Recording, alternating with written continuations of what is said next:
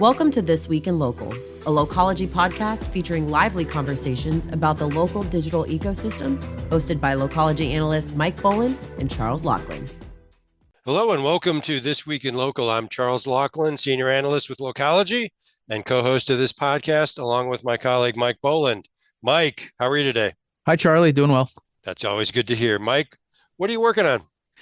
So we are this week, today actually, sort of looking at and analyzing a new announcement from Yext. And Yext is getting on board all of the excitement right now around AI. And to be clear and to be fair to Yext, they've been into AI for a while. But, you know, the current wave of excitement around generative AI and conversational AI, they've come out with a product which is essentially an AI-powered chatbot. It's in closed beta. It's called Yext Chat, and it essentially lets enterprises integrate a white-labeled chat function on their web properties. And that can be for a variety of things, but mostly sort of customer-facing things, a lot of customer service use cases. And it's interesting. If that sounds familiar, it's because it borrows from the Yext search playbook. So for those unfamiliar, Yext search is essentially a customized search engine that you can add to any website. And it essentially sort of ingests a company's sort of knowledge base and all of the information on their website, and then forms a search index. And I bring that up because this sort of new chatbot is going to operate in a similar way, where it sort of taps into a similar set of resources to drive the AI engine and the training set and the language models. Now, speaking of large language models, I should mention, just from a technical perspective, that this is based on GPT-3, which is, you know, at the heart of ChatGPT, which is getting a lot of attention. But it's sort of a customized version of that. And what Yext is sort of doing here is it's taking some of that and then combining it with its own technology. Like I said, what it does with Yext Search is sort of taps into all of that existing knowledge base, or what it calls the Yext knowledge graph. So it's interesting. What Yext does there is sort of similar to the way that Google has formed a knowledge graph. It does a lot of indexing, but Yext does that on like a smaller basis, on a per website basis, to form all of the sort of inputs and AI training sets and all this stuff for both these products, Yext Search, and now Yext Chat. So that's sort of the background. But what's interesting here, I think, is how this product could be advantaged. So one is that sort of customization, right? Enterprises can sort of build their own custom chatbot for their, users to sort of play with. I think another thing that advantages this that's interesting is timing. So if you think about it, like I mentioned, there's so much excitement right now around conversational AI. However, there isn't an easy way for enterprises to sort of say, hey, how do I integrate that into my own site, have my own little version, personalized, customized version of ChatGPT. So this product sort of scratches that itch, and I think it definitely comes out at the right time. I think it's also interesting that it's very agnostic. It's sort of an open platform. It sort of merges with or works with not only a company's website, like I mentioned, but other sort of enterprise software they may be using, whether that be like an e-commerce platform or a ticketing system, or even like their Slack workspace. It'll work with all of those things depending on the context. So if you have like an e-commerce store and you want to set up a chatbot where people can like check in on the, their order status and all this kind of thing, this could do that. And then the last thing I'll say in terms of like the advantages that this could hold and why Yext is well positioned to do this is its go-to-market strategy. If you think about it, will just merge along with all of the enterprise channels and sales and relationships it already has for its core, search and listings optimization product plus Yext Search. It just sort of joins that suite. And I think Yext will do a lot of sort of bundling and selling into those existing channels to sort of bring this to market. And I lied. I will say one other thing, which is that we talked about a similar thing on a previous episode. I think it was episode 6. And we were talking about how will OpenAI make money with things like ChatGPT. Right. And our sort of speculation was this sort of like B2B2C model where enterprises will pay to integrate it. The end user is their customers, but they're the ones paying to integrate it. So in that sense, if it goes that direction, Yext has actually beat OpenAI to its own market in having this be a B2B2C sort of model for an integrated chatbot. So a lot else to say there. We're going to actually have Christian Ward, who is Yext Chief Data Officer, on stage in April at L23 to talk about all this stuff. I actually made the joke in a post that I wrote about this that if the chatbot is ready and out of open beta and smart enough by then, maybe we'll have the chatbot on stage too. We'll, bring up a microphone and a laptop, put it on a stool, ask it some questions. But anyway, we're going to have a lot of questions for Christian about the sort of everything I just speculated, the advantages, the go-to-market strategy, etc. But that's sort of that's what we're looking at there. Okay, so Mike, just to be clear, this is Yext building on top of OpenAI's technology, correct? Yes, it's a mixture of things, but part of it is yes, utilizing the large language model that is GPT-3. Yeah, which is OpenAI. Yeah. Okay, so boiling this down to just dead simple, dead stupid layperson terms, this allows corporations to have their site search AI empowered, basically. So they but can it's not necessarily the GPT-ish experience. Okay, so it'll sit next to their search. It's not part of the search engine, but it's like, it could go along with it. Okay, so as an example, we through Localogy use Yext if you want to search our website for past articles you and I have written, for example. That's a Yext powered search. Will other companies using that kind of capability have a more of a generative or conversational AI experience through that search than they are now? Yeah. So Yext Search, the existing product, is going to stay the same. Right. This again is going to sort of like be an addition, a complement to it. Some sites might have both. Some sites might have one or the other. It depends on what they want to have as their customer experience. Do they want to have natural language, conversational chatbot types of things that they offer their customers, or more of a search engine? You brought up a good example on the Localogy site. We have this large library, large archive of articles you and I have been writing for years. A search engine makes sense in that case because you're doing a keyword search. You're looking for sort of those types of things. If it's something more along the lines of, hey, where's my my jacket that I ordered last week? That might be a use case that is more formulated to a chatbot as opposed to a traditional search engine. So it has a lot to do with the use case that enterprises are going for, their perception of the comfort levels of their customers and users. Do they want to use a search chatbot versus a search engine? So I think that Yext casts a wider net by offering both. Okay. So this feels proactive versus reactive. I think there's going to be a lot of reactivity to the explosion of ChatGPT and generative AI, et cetera. Yep. This feels like they're spotting an opportunity and getting ahead of it. I mean, I don't want to be too kind to anyone, but is that how you see it? Yeah, I think they are getting ahead, and they saw a market gap. They saw a supply gap. They see all the excitement around this. Again, there weren't these sort of easy turnkey ways that enterprises could do a ChatGPT-like functionality on their site without doing a bunch of just more invasive and more complicated web development. This gives them a way to just do it really easily. So I think they saw a supply gap. They saw the excitement, but there's just really not an easy way for enterprises to just, integrate something like this. So yeah, I think it's it's not derivative. They're not following. I think they're actually ahead with this. Okay.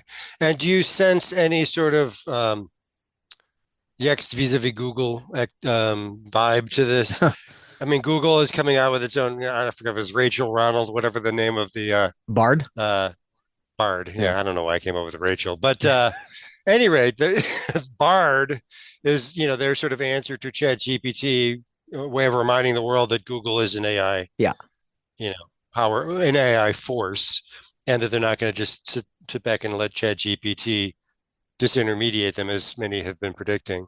But do you feel like Yext is in any way trying to send a signal to any other players in the market with this? Perhaps. I think more so it just saw an opportunity and jumped on it. So I think it's less about the optics. I mean, there's probably some optics there. With Google, it was all about the optics. They were just getting pestered with questions. Why aren't you all over this? Right. They needed to do something. From major shareholders, from a lot of people. And it ended up pressuring them to rush that thing out, and they flubbed the whole thing. I mean, I'm sure you read how their one there was a stumble. Was got the answer wrong. Telescope thing? Yeah, I forgot what it was. It was about the International Space Station and the first entity to view a galaxy that was at a certain distance, something like that. But the point is that they rushed it out so fast that no one thought to fact check it, which was just terrible for optics. So I think that they were too much paying attention to the optics. Right. And the thing about that is that Google, I think it got too much pressure. It felt too much pressure and just didn't go with its own confidence that it's been on top of AI for years. If you look at Assistant, if you look at the work it's done with Tensor and Transformer is essentially the T in ChatGPT. Google's been doing all of this research, but the problem is it's been stuck in sort of research phases. It's been their go-to-market is where they failed, not from like an IP perspective. So I think that they just felt pressure that suddenly they were holding this aside and knowing like when this comes, we'll jump. It came so quickly that they didn't have time to jump, especially as a company of Google's size. So then they scrambled and then, so I think it's for Google, it was more of a PR flub, but I think Google's going to be okay in the long run with respect to its, AI chops. I'm not worried about Google. Yeah. I do think it felt more like a leap than a jump. Yeah. And what's ironic is we sort of talked about this several episodes ago. I don't remember which number, Mike, but we talked about reporting that we found elsewhere that said that there was this internal Google meeting where there's a lot of pressure from people inside the company.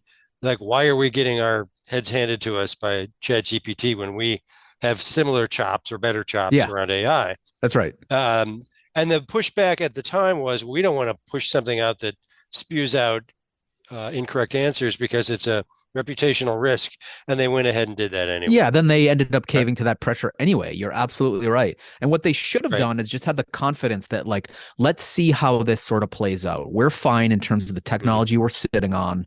And, it could be a blip in terms of all of the excitement around this technology, especially when you're starting to go into like phase 2 of all this ChatGPT hype cycle, when it's sort of like the novelty's still there, but now people want to know, will it actually be accurate? Will it spread misinformation? And it's sort of failing on a lot of those counts. So I think that we need to give this a little more time to see if it's actually sustainable. In the meantime, sure, it's sexy and it's novel, but anything in those early stages is going to get a lot of hype for that. Will it sustain into these other sort of points of validation that it needs to actually be a money-making technology? And that needs to be the litmus test for a company like Google, not all this PR. But unfortunately, it caved, and then it really flubbed didn't stick the landing on that. Maybe not. But my position, based only on gut, is that these mistakes are a natural early stage condition, and that this thing will fix this over time. It could. When I say this thing, I mean generative and conversational AI. All the AIs everyone's freaking out about will get better over time, and these problems will become less and less frequent, less and less severe. And some of the greatest and the worst things that we're expecting from this will probably happen. The challenge is that timing. I have no idea. I have no idea how long this takes. Yep. Go ahead. I'm sorry. The challenge is any AI is as good as its training set, and if its training set is like all the world's information, there's also a lot of misinformation in there. So the ability all the world's information contains a lot of crap. Yeah, right. All information is not good information or accurate information. Yeah. And that's why information or whatever. That's why the state of the art, at least at this point, is for human moderators. And that's just the way it is. And, if AI can sort of solve or replace that, I'm all for it. But right now I'm skeptical. The one statement I've been hearing that feels truest to me is, I forgot where I read it recently, and probably everyone's seen this by now. It's like, you will not be replaced by AI. You will be replaced by somebody using AI, And I think that's probably about right, ish. Okay, Mike, I think, why don't we take a quick break? and then we'll come back and we'll talk about something else. Hi everyone, it's Mike Boland, Senior Analyst at Localogy, here to tell you about L23. It's our annual flagship event, held this year in sunny San Diego, Coronado Bay to be exact, and it's all about charting the course of local commerce and tackling all of the factors and topics that continue to impact the business of local media, advertising, and commerce. So we've got a solid speaker lineup already, and we'd love to see you in Coronado Bay, April 17th through 19th, and you can find out more at localogy.com. Now back to our episode.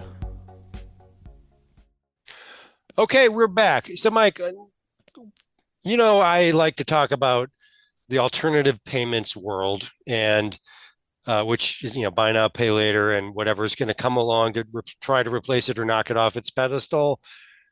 There's a few things around, nothing I don't think that has really challenged it yet. So BNPL, for all its flaws, which we've discussed in the past, I think is here for a while, and it's going to be, still a significant piece of the payments landscape. That said, there is some, it's still going through some things. So last week, Affirm, which is kind of the bellwether stock for buy now, pay later, released, I think it's Q2 of FY23. That stuff always confuses me. What quarter are we in? What fiscal year? When does it begin and end? I think they're on they just finished the second quarter of their financial year for 23.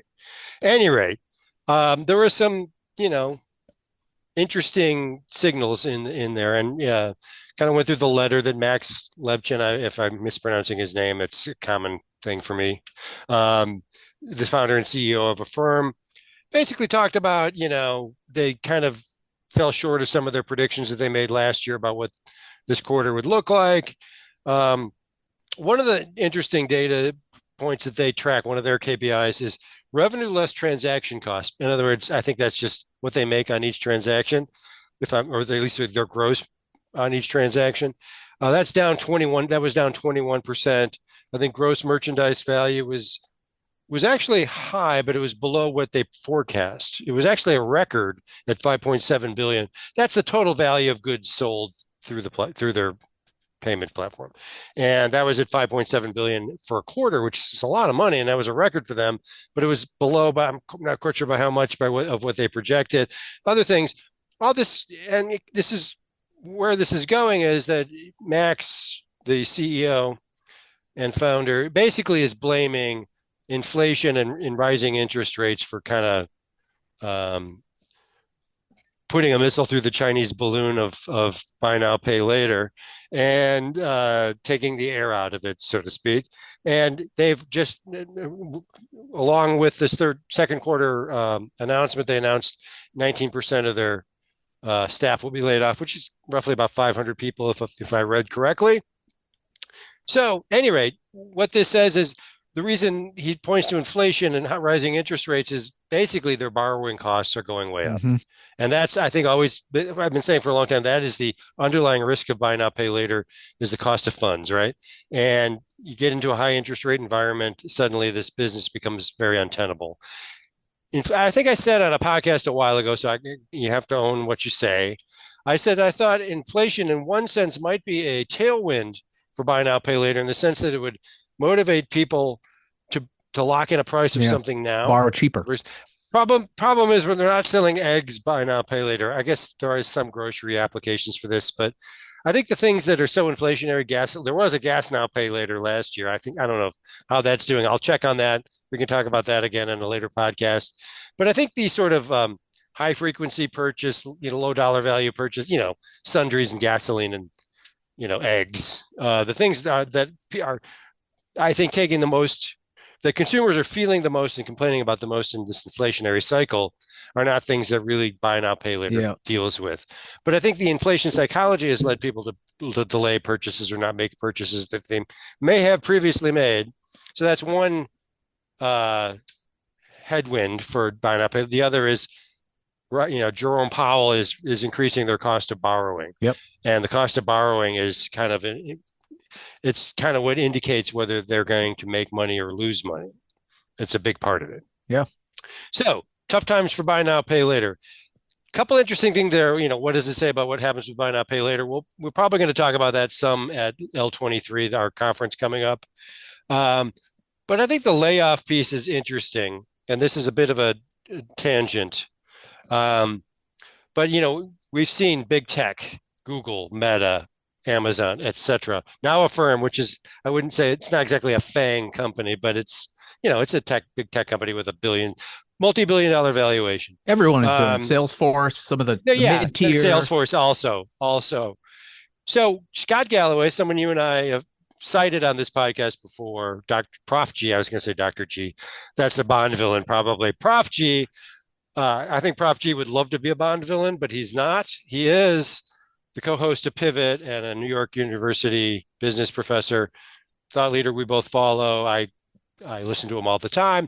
He posted something on social media. I think it was part of his blog, No Mercy, No Malice, where he put up a chart, which I'll share, somewhere, probably in the blog, in the article we write about this episode, and maybe in the show notes, a link to it. And basically, his point is, all these layoffs are producing big headlines, but really what it is, it's a fraction of the hiring that occurred during COVID. I think a lot of you probably already heard this point made, that what basically these big mass layoffs are just clawing back maybe 5-10% of of the hiring that took place during COVID. So really these companies are still overstaffed compared to the pre-COVID era, which says one of two things. Either we're not really having as big a problem as people think, or there's a lot more layoffs to come. I'm not sure which it is. Okay. But I think the Affirm thing might kind of fall into this. And I think when the big ones do this, to take 5% back of what they hired during COVID or whatever percentage it was, other companies see this and their boards and their investors or whoever say, what are you guys going to do to, trim all this fat that's going on in tech? We want to, see a better earnings report next quarter as well. And we think this is the path because everyone else is doing it. You can get away with it now too. So I don't know what's going on with this. I tend to trust what Prof G is saying, which is that it makes for good headlines, but it's less of a story about the underlying economy than people are making it out to be. Yeah. And it shows the sort of, I don't know, myopic, journalistic sort of, the headline grabbing. Oh my God, Microsoft has 5,000 layoffs. But it's really interesting. I didn't know that till you saw that chart, that if you pan back, we're still at very much a net positive in terms of hires over the last 3 years. But you bring up a good point too. Does that mean it's like glass half empty, half full? Does that mean there's more to come? I think another interesting. There's a big bar chart there that could be shrunk quite a bit further. Yep. And still be above pre-pandemic hiring. The other interesting thing about that chart was if you look at Apple, it's staffed up far less than other players, and it's had 0 layoffs. Right. So that was on the same chart. Yeah, it says a lot about sort of prudent, slow growth. It also could just be that Apple was less pandemic affected, and affected in a positive way. I mean, like those were all software companies on that list where, their demand and valuation skyrocketed. Apple, it's more, they do have some software, but they're primarily a hardware company. So their sort of production and operations probably were a little bit less volatile up and down. And that's why they had a far fewer hires, but also 0 layoffs. Right. So it could be that, or it could be that Apple. So smart. far they have laid off. Yeah. Well, and I think they probably, I don't know what their supply chain situation has been exactly through this. Yep. But the supply chain, they're a supply chain company basically, as is Amazon. But so it's not like they haven't been impacted, but they didn't collect employees like poker chips during the pandemic. Yeah. Which a lot of the other companies did, and now they're taking some of that back, but not all of it, not even the majority of it. Which again, we'll see what happens in the next few months. But I think, there's a bigger conversation, maybe we'll say for another podcast about, what is really going on. We're not economists. This is not an economics podcast. So we're probably not going to have that conversation for an entire episode. But, what does it say about what kind of economy we really are in? We're still in a economy with a labor shortage. Yeah. We're not in an economy with rising unemployment at this point. We do have inflation, so we're in an inflationary. So I was having a conversation with someone about what to talk about at the conference. And one of the sort of digressions was, what is a small business to do during an economic downturn? And then we had a little conversation about, are we in a downturn? Are we in turbulence? What are we in? Yeah. We still have a labor shortage. We do have inflation. We have rising interest rates. There are headwinds and tailwinds, in this economy. So it's very complicated. And it's really difficult to find the right words to describe the economy that we're in. And I don't know, we're not going to solve that here. Yeah. I don't think. Okay. All right, Mike, I think this is a pretty good point to end this episode on. Why don't you read us out? Sure. Thanks, everyone, for listening. This has been This Week in Local. This episode was brought to you by L23, which is Localogy's flagship event taking place this year in San Diego, April 17th through 19th. And you can find out more at localogy.com. And stay tuned every week for more episodes of This Week in Local. You can find the show on all major podcast networks. Please subscribe, like, and comment. So I'm Mike Boland with Charles Laughlin. Thanks for listening, and see you next week. Thank you for tuning in to this week's episode of Localogy's This Week in Local with Mike Boland and Charles Laughlin. Be sure to subscribe for more.